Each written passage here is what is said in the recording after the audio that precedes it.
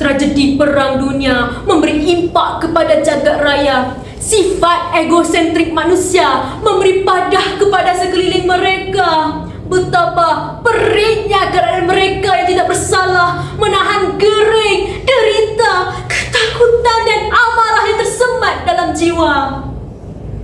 Bismillahirrahmanirrahim. Assalamualaikum, salam sejahtera dan salam Malaysia Madani. Yang dihormati Tuan Pengerusi Majlis, Barisan Panel Hakim yang arif lagi bijaksana, penjaga masa yang sentiasa peka dengan letak waktunya, rakan seperjuangan serta hadirin dan hadirat pencetus revolusi minda.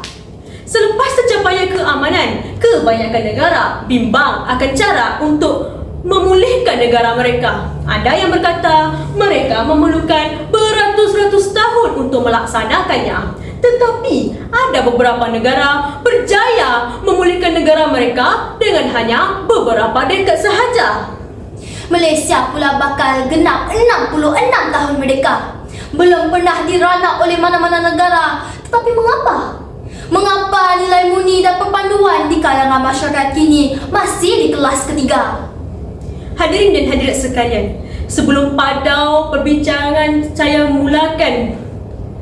kita mulakan dengan pendefinisian tajuk terlebih dahulu, iaitu Rukun negara sebagai perpaduan demi kejayaan dan kestabilan. Rukun negara ditakrifkan sebagai satu ideologi yang dibentuk oleh Megaran pada 29 Ogos 1970 dan diisytiharkan secara rasmi oleh Yang di-Pertuan Agong keempat pada 31 Ogos 1970. Manakala perpaduan pula bermaksud hubungan erat atau bersifat toleransi yang diwujudkan secara sengaja untuk mencapai matlamat bersama secara jujur dan ikhlas. Hadirin dan hadirat, mari kita imbas kembali 5 prinsip rukun negara. Pertama, Kepercayaan kepada Tuhan. kedua, Kesetiaan kepada raja dan negara. ketiga, Keluhuran perlembagaan. keempat, Kedaulatan undang-undang. kelima. Kesopanan dan kesusilaan.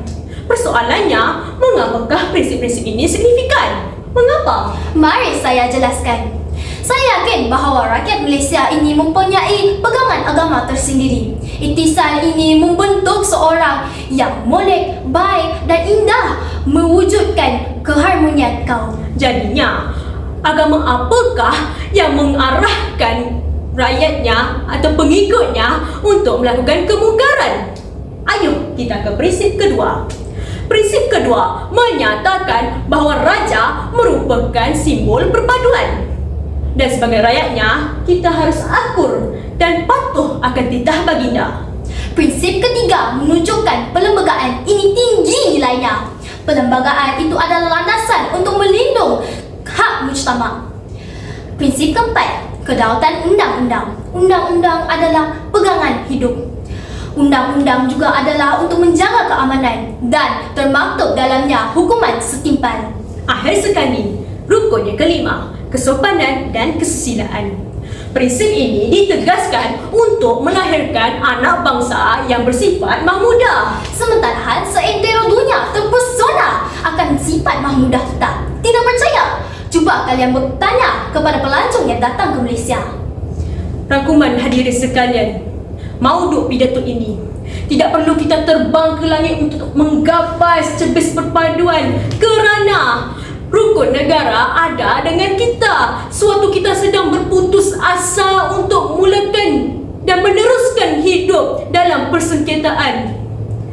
Kami menyeru semua rakyat Malaysia tidak memandang enteng akan wasilah yang terikat dengan negara tercinta kita. Bak kata orang-orang tua, hujan emas di negara orang, hujan batu di negara sendiri. Lebih baik di negara sendiri membawa maksud kita harus kekal, taat dan setia kepada negara seperti mana dimaktub dalam rukun negara kedua kita. Emas, perak, intan, suasa, cantik, cahaya, sinar berkilauan. Biar beza bangsa dan agama, ayuh kita kukuhkan perpaduan. Mari teman, mari saudara, kita cari semula rukun yang kita tinggalkan dan perjuangkan tanah merdeka kita. Hari ini, semua rakyat Malaysia, tidak kira bangsa dan agama, percaya bahawa negara yang sejahtera itu datang dari kita semua. Jangan kita ulangi peristiwa berdarah 13 Mei 1969 itu, dan jangan kita ulangi keruntuhan Kesultanan Melayu Melaka terdahulu. Hanya kerana pemimpin bergelut status dan rakyatnya hanyut mengikut pemikiran sendiri, kepahaman mereka, sehingga Alpa jatuh di mamah tangan sendiri. Selamatkan negara kita daripada jatuh di tangan sendiri. Biar kita rebah, menahan keringat-keringat yang luruh, tetapi akhirnya kita dapat tersenyum melihat tamadun bangsa dihiasi nilai, diikat perpaduan sejati. Jikalau tuan pergi ke kota, jangan lupa membeli cendawan. Negara kita, tanggungjawab kita, jadi teras pemupuk perpaduan. Untuk Malaysia dari anak pertiwi teruslah makmur, Di bawah panji perpaduan, dihiasi nilai yang kami bina. Sekian, wabillahi taufiq wal hidayah. Wassalamualaikum warahmatullahi wabarakatuh. Sekian, terima kasih.